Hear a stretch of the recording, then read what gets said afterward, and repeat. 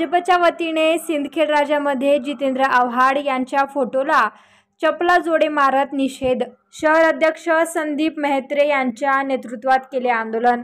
जितेंद्र आव्हाड यांच्याकडून मनुस्मृती दहन आंदोलनादरम्यान डॉक्टर बाबासाहेब आंबेडकर यांचा फोटो असलेले पोस्टर फाडल्याने या विरोधात भाजप राज्यभरात आंदोलन करत आहे। त्याच पार्श्वभूमीवर बुलढाण्याच्या सिंदखेड राजा शहरातील बस स्टॉप परिसरात शहर अध्यक्ष संदीप मेहत्रे यांच्या नेतृत्वात जितेंद्र आव्हाड यांच्या फोटोला चप्पल जोडे मारून निषेध व्यक्त केला।